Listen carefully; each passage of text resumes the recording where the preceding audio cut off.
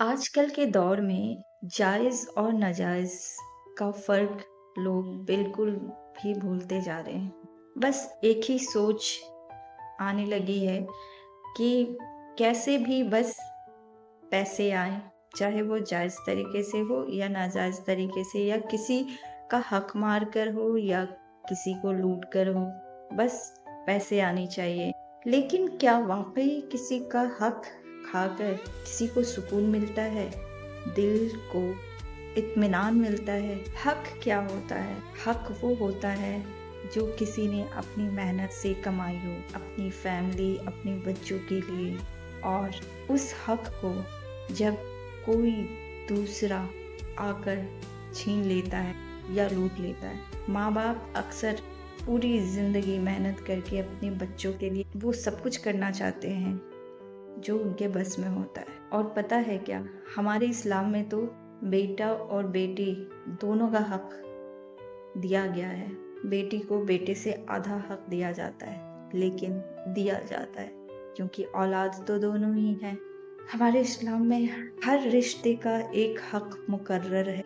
कोई भाई या कोई बहन एक दूसरे का हक मार ले, उनसे वो छीन ले जो उनकी हक की थी, तो क्या ये जायज़ कहलाएगी?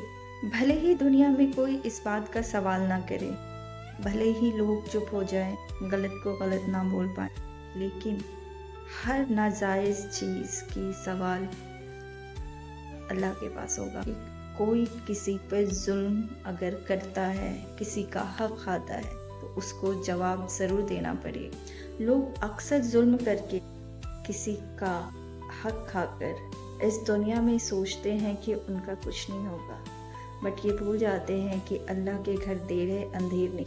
मैं तो बस यही कहती हूँ, कम कमाओ लेकिन हलाल कमाओ, किसी का हक मत छीनो, किसी का हक मत खाओ।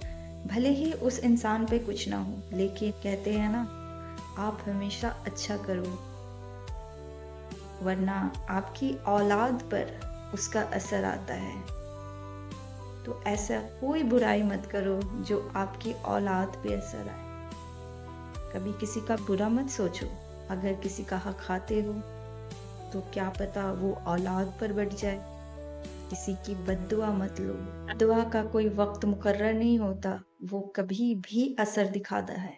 लोग पूछते हैं हलाल और हराम में क्या फ़र्क है? पैसे तो पैसे होते हैं, लेकिन कुछ लोग, मैं तो कहती हूँ दोस्तों, हमेशा सही रास्ते पर चलो।